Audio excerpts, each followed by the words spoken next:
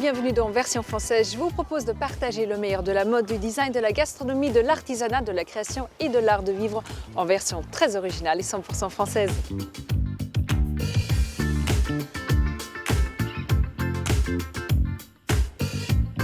Cahiers, calepins, bloc-notes, papier à ligne ou feuilles blanches, ce sont les créations de la petite papeterie française.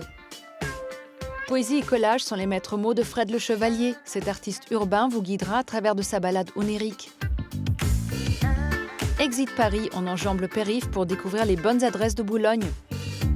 Avis à tous les becs sucrés, fin de caramel, zoom sur des créations culinaires qui donnent envie de se lécher les doigts. Tout ce qui est arty, cozy, frenchy en version française, c'est tout vu, c'est point de vue.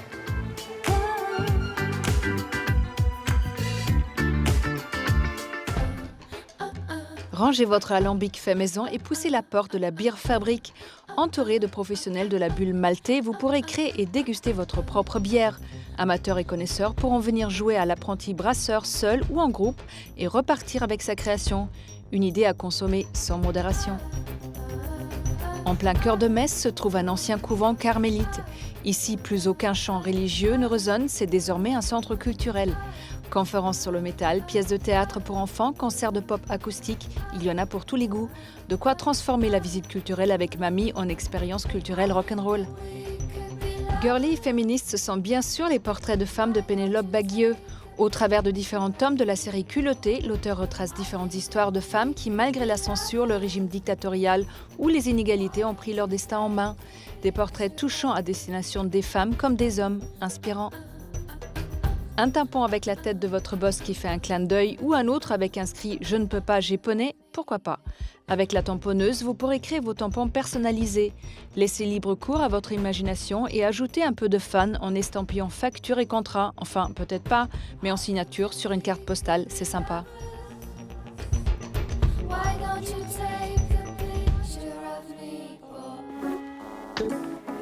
Laissez parler les petits papiers de la petite papeterie française. Papier plié, relié ou recyclé, découvrez les plus jolis des cahiers.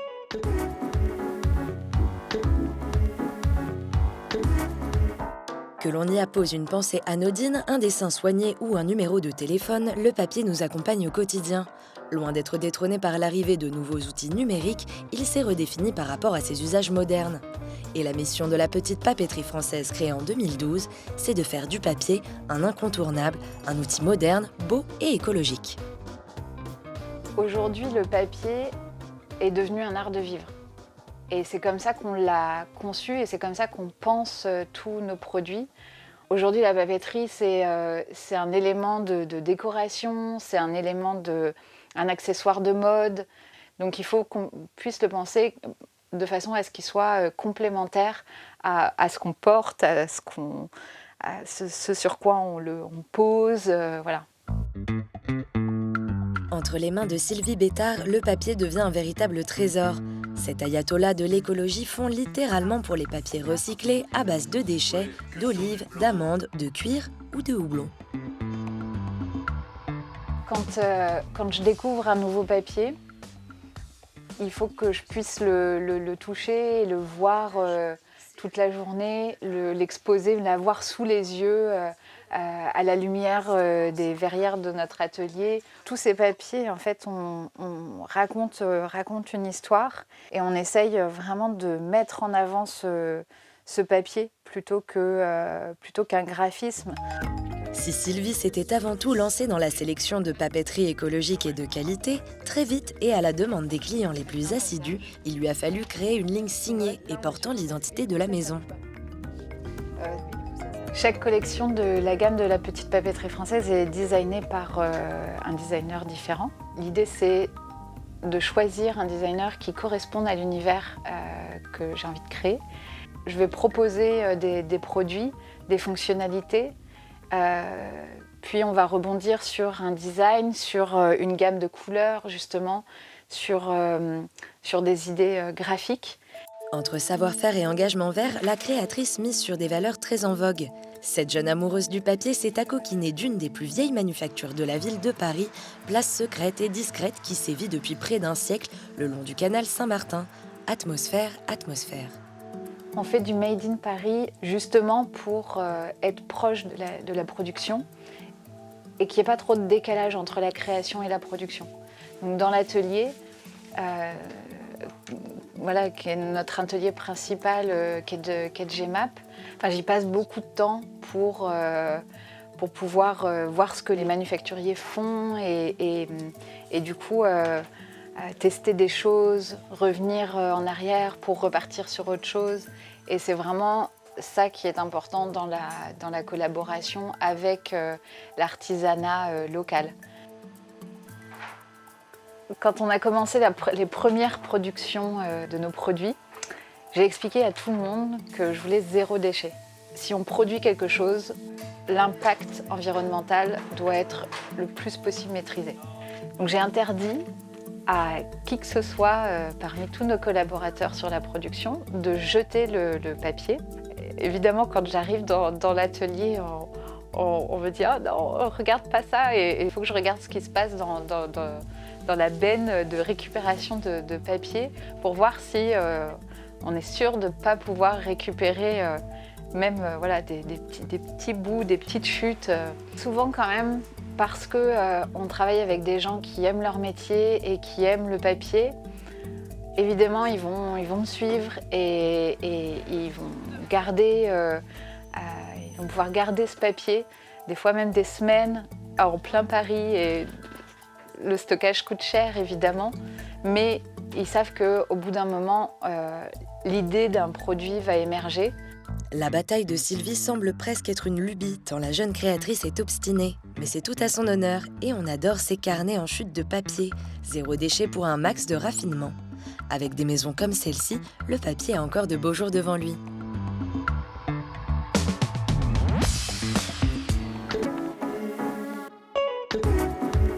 Il apporte de la poésie dans les rues et les galeries. C'est Fred le Chevalier et ses œuvres de papier.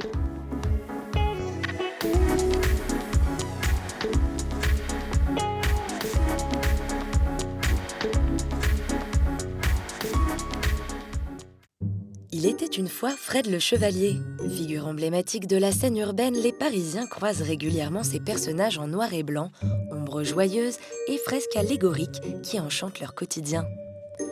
Si le bon marché s'est paré de son univers, la parole errante de cet artiste insolite reste celle qui glisse librement sur les murs de la ville. C'est une pratique qui est d'abord intime, le dessin, intimiste, et puis on raconte tous nos trucs, ce à quoi on n'arrive pas à accéder, ce qui nous marque. Et le fait de les poser dans la rue, ça a créé un échange avec des personnes qui venaient vers moi pour me raconter leur histoire liée à mes dessins, leur interprétation de mes dessins.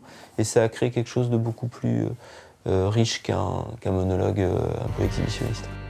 Fred le Chevalier parcourt ses quartiers de prédilection, de Belleville à Ménilmontant, et s'aimant ça et là ses collages empreints de poésie et de légèreté. Pourtant, les influences de ce conteur urbain sont beaucoup plus sombres qu'il n'y paraît. Adepte de punk et de fanzine, Fred le Chevalier se nourrit d'images du monde de la bande dessinée ou de la science-fiction. Les personnages qui sortent de sa tête semblent pourtant bien inoffensifs. J'ai un dessin qui n'est pas tellement intellectualisé, mais il y a l'envie en tout cas de mettre du doux sur la vie, sur le monde tel qu'il est. Tout comme dans un conte, le personnage central, il est peut-être enfantin, il est peut-être tout gentil avec une jolie mèche, mais il va marcher dans une forêt très noire. Je dessine et je colle dans ces optiques-là. Mes personnages sont entourés d'éléments bienfaisants, mais qui sont parfois monstrueux, et puis regardent le monde tel qu'il est, avec une certaine mélancolie. Voilà. La démarche de cet artiste autodidacte était avant tout très personnelle et intime. Aujourd'hui pourtant, sa technique s'est affinée et lui permet de céder à ses envies de grandeur. Je vais dessiner sur du papier un peu épais, j'aime bien la matière qui soit un peu rigide. Donc je dessine souvent sur du papier pour aquarelle, donc crayon de papier, recherche très longue, parce que je dessine simple mais pointilleux, et puis je ne suis pas quelqu'un de fluide dans le dessin, j'ai pas de bagage technique. Et puis après, il y a le collage qui est un prolongement ludique. J'ai découvert un lieu magique qui est la reprographie. Je vais dans un lieu près de Bastille où ils vont me photocopier mes dessins en grand. Donc c'est assez excitant, surtout au début, de voir son petit truc qui a la taille d'une main devenir un personnage humain à échelle 1 ou un peu plus. Je commençais en collant des tout petits et j'aime toujours les petits, parce qu'ils sont cachés, il y a un côté chasse au trésor, on les voit pas, parfois on tombe dessus. Puis les grands, ils nous regardent vraiment dans les yeux, c'est autre chose. Donc je vais chercher des grandes photocopies que je vais détourer, je vais les colorier pour leur mettre un peu de vie. Je dessine en noir et blanc, c'est ça qui me parle. Par contre, dans le monde étant coloré, ce que je colle, je vais le coller avec une petite touche de couleur, c'est comme une petite lumière ou une bougie.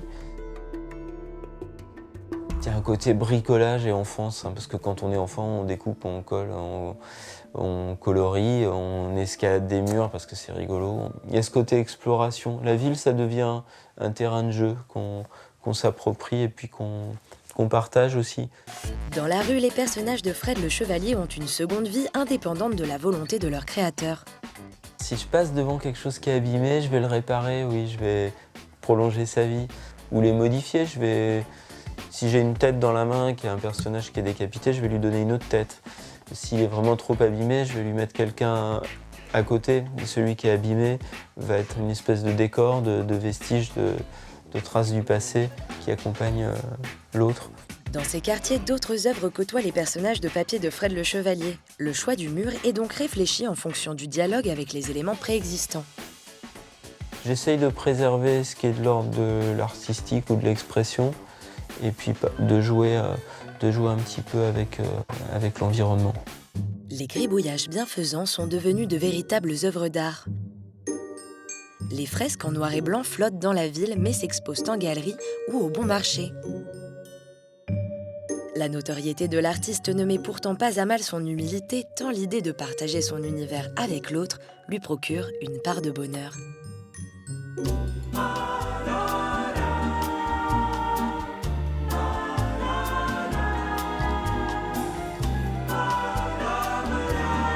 Bonjour Fred. Bonjour. Tout d'abord, Fred, pourquoi le chevalier? C'est une vieille histoire, pas très sérieuse. Je gardais de temps en temps un petit garçon qui était le fils d'amis proches à l'époque. Et je lui apprenais des noms un peu idiots sur les gens de sa famille, qui étaient rebaptisés veaux, vaches, poules, cochons, des choses comme ça. Et moi, je m'étais donné un nom prestigieux. J'ai eu une enfance avec beaucoup de romans de KPDP, une espèce d'esprit chevalier blanc, un peu absurde, tout ça. Donc j'ai pris Fred le Chevalier, qui était à la fois prestigieux et une façon de faire un peu d'autodérision. Donc quand j'ai eu à choisir un nom pour le dessin, j'ai pris celui-là que j'avais déjà. Comment, Fred, les dessins que vous avez faits sur un bout de table, un coin de papier et dans les carnets sont arrivés sur les murs? Alors ça s'est fait progressivement. Il y a 10 ans, donc je me suis remis à dessiner comme on tiendrait un journal intime. Je les ai montrés autour de moi, je les ai offerts à quelques proches à qui ça plaisait. Et puis j'ai fait un MySpace à l'époque, qui était le réseau social en vogue. Et puis du coup, il y avait des personnes qui aimaient mes dessins, ce qui me plaisait beaucoup, à qui je les envoyais par la poste. Donc j'avais des dessins qui voyageaient vers des pays où je ne suis jamais allé et des personnes que j'ai jamais rencontrées. Donc ça a créé un échange que je trouvais intéressant. Et puis le collage, c'est venu à la suite de tout ça, comme une façon de les faire sortir, mais de façon libre. Voilà. Ce qui est frappant dans votre travail, c'est le partage, cette envie de partager vos dessins avec le plus grand nombre et pas de les vendre au plus offrant. Oui, mais je crois que quand on a une passion, on a toujours cette envie. Alors je les vends également, mes dessins, je fais des choses. Il y a le collage qui est une promenade, qui est une façon de laisser une trace, de semer. D'abord quand même avec aussi quand même un côté égoïste, parce que quand on dessine ou qu'on écrit, on le fait d'abord pour soi. Mais après, le fait de rencontrer l'autre et de partager, ça donne une autre dimension qui est plus riche. Est-ce que c'est facile d'accepter qu'elles soient tellement éphémères? Elles peuvent durer 1 jour, 10 jours, 30 jours? Oui, complètement, parce que ça fait partie du jeu, ça fait partie du processus. Non, au contraire, la détérioration, c'est quelque chose qui me plaît. J'aime bien voir le papier disparaître, se modifier petit à petit, jaunir. Il y a un pont où il reste un personnage qui a 5-6 ans. Alors, je dois être le seul à le voir parce qu'il faut se pencher sur une rambarde. J'aime bien ce côté un peu survivant. D'un côté, il y a les personnages et d'un autre côté, il y a les messages. Il y a des petits mots, des petits poèmes, des phrases que vous rajoutez. Et ce que je trouve très intéressant là-dedans, c'est qu'ils sont assez larges pour que chacun puisse se les approprier, les interpréter à sa manière. C'est un peu le but. Complètement. Alors je raconte jamais mes dessins, ou très rarement, j'aime pas les expliquer. Je trouve qu'on enferme la lecture dans quelque chose d'étroit. Si je les définis, je les enferme dans mes émotions, ma personne, mon histoire. Je trouve pas ça très riche à partager. Donc ça me plaît beaucoup, le fait que des personnes viennent me dire tel dessin pour moi, il résonne de telle façon, il raconte telle partie de mon histoire, il me fait penser à mon père, ma mère, moi quand j'étais enfant. J'ai beaucoup de petites histoires comme ça qui viennent vers moi. Donc de la même façon, mes phrases d'accompagnement, je les veux assez larges et plutôt comme des sonorités, une poésie, que comme un descriptif. Et alors, comment vous vous positionnez vis-à-vis du monde marchand, du marché de l'art, puisque c'est quelque chose avec lequel aujourd'hui vous êtes confronté? C'est une découverte un peu compliquée parce que le monde de l'art ou le monde marchand, parce que c'est un monde marchand, c'est tout, il est un peu compliqué, c'est un peu tendu. Vous avez plein de gens qui arrivent avec des idées pour vous, sur ce que vous devez faire, sur comment on va faire de l'argent et qui ne s'occupent pas trop de ce que vous racontez. Moi, j'ai eu la chance de rencontrer quelqu'un qui me suit, qui m'accompagne quasiment au début, donc j'expose que dans un lieu, à Paris. Le public des enfants dans les écoles, c'est quelque chose où vous avez un feedback qui vous correspond réellement? Ah oui, moi j'aime beaucoup parce que les enfants ne vous définissent pas. Avec les enfants, il y a beaucoup plus de curiosité, on est dans le faire. Les enfants vous disent, moi aussi je fais pas mal de collages, je dessine souvent des crocodiles, moi je les fais comme ça. Donc on est tout de suite dans un échange qui est plus naturel. Oui, qui est plus naturel, il y a plus de curiosité, il y a plus de pétillant. Est-ce qu'il y a une ville de laquelle vous rêvez pour coller, en particulier?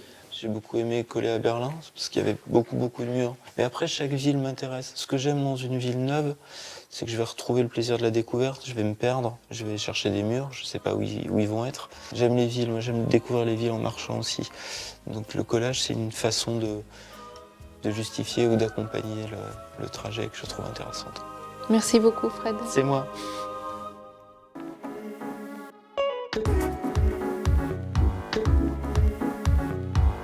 Repérage aujourd'hui du côté de Boulogne. Découvrez un coin de tranquillité aux portes de Paris.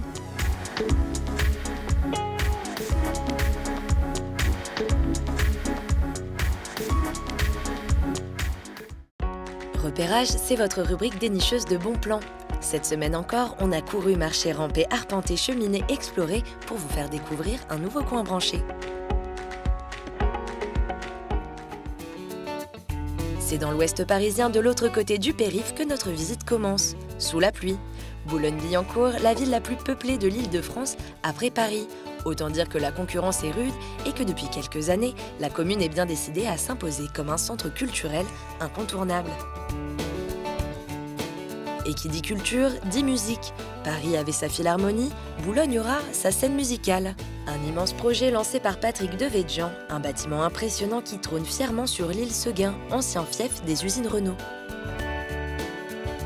L'île Séguin, d'abord, était un peu en panne, si j'ose dire. Or, notre projet est ambitieux, c'est ce que nous avons appelé la vallée de la culture, c'est-à-dire, en fait, l'aménagement complet de la vallée de la Seine dans les Hauts-de-Seine par des équipements culturels importants et qui maintenant s'enchaînent. L'objectif de ces deux salles, c'est d'abord d'avoir une animation de cette partie ouest de la région Île-de-France et d'accueillir toutes les cultures et en même temps de faire venir à la culture un public qui parfois passe à côté. Le clou du spectacle est les jardins en hauteur qui permettent d'admirer la vue sur tout Paris. Et en matière de jardin, la ville a aussi quelques ambitions. De l'autre côté du pont de Saint-Cloud, dans le nord de Boulogne, le musée Albert Kahn fait dans l'exotisme. Non, nous n'avons pas été téléportés au Japon, mais c'est tout comme. Dans ces jardins, conçus par Albert Kahn, un riche banquier d'origine alsacienne, on passe de la forêt des Vosges au charme du jardin français, sans oublier la maison d'été japonaise et les ponts asiatiques aux couleurs vives. 4 hectares où les cultures se croisent et où le promeneur se perd, avec pour seul repère la galerie, actuellement en rénovation. Et pour continuer dans l'exotisme, mais cette fois du côté de l'Amérique du Sud, direction Plancha, un restaurant ouvert par le chef Juan Arbelez et repris depuis mars 2016 par son second, Maximilien Cuznard.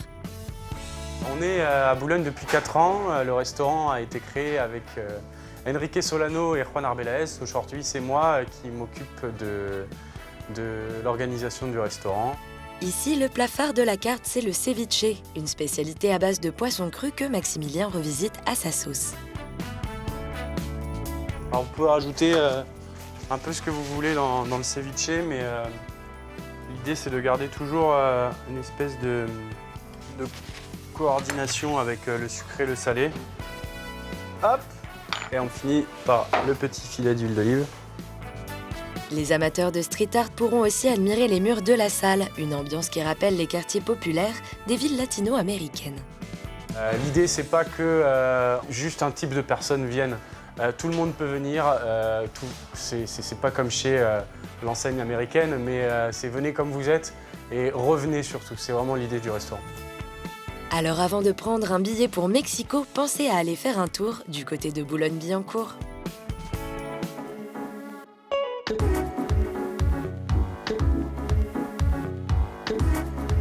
Caramel nous transporte dans un tourbillon de sucre. En crème, en mousse, en éclat, ici c'est caramel only.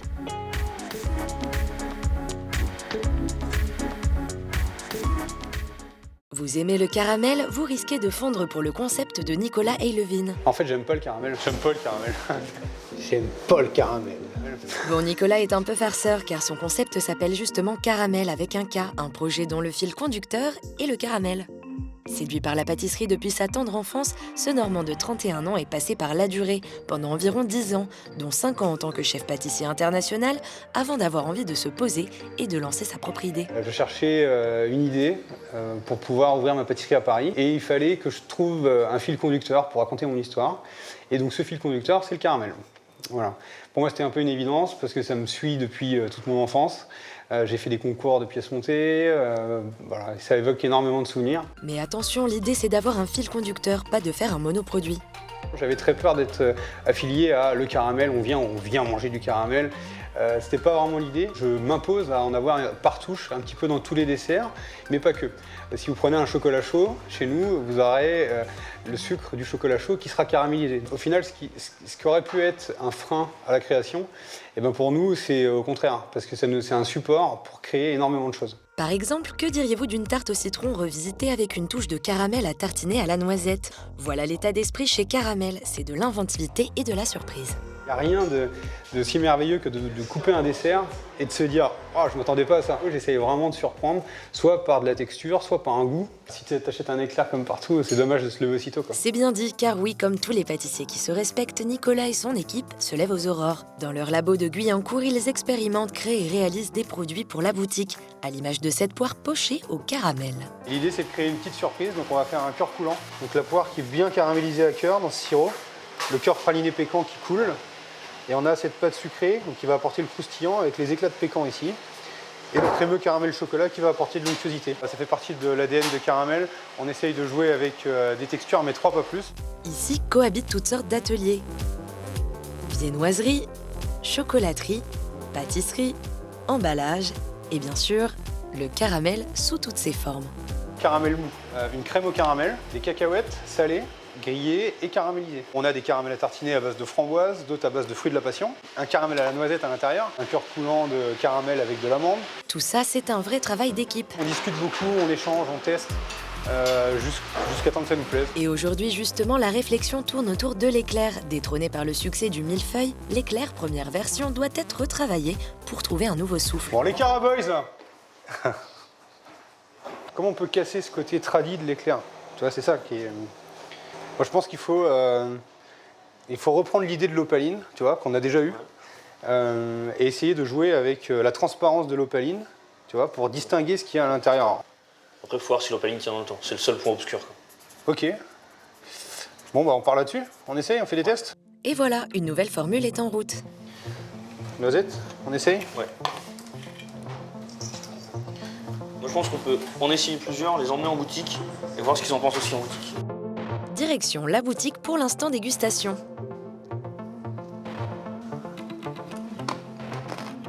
sens le fruit sec, ma question. Donc il y en a suffisamment. Ouais. L'avantage d'avoir une barbe, c'est qu'il y a une double dégustation. Ah, ça n'arrête jamais vraiment de blaguer chez Caramel. La boutique, c'est aussi un élément à part entière du concept Caramel. Entre le 7e arrondissement et la Normandie, ambiance luxe décomplexée avec tourne-disques et photos de famille. Le service et l'accueil, c'est aussi ça le projet de Nicolas. Et tout droit venu du labo, pâtisserie et gourmandise en tout genre emplissent la vitrine, les étagères et la chocolathèque. Prochaine étape, un brunch et des pâtisseries minutes avec finition sur place.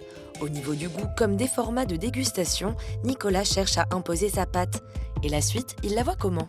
Devenir une référence de régularité et de qualité, premièrement. Et puis peut-être un jour, si tout va bien, retrouver l'international, ma vie passée, et pourquoi pas des petits caramels un peu partout. Voilà. Mais si on en arrive là, on le fera pas n'importe comment. Et surtout, je veux conserver l'esprit un maximum. C'est tout ce qu'on lui souhaite. Caramel, bonbons et chocolat, il peut bien nous en faire encore d'autres.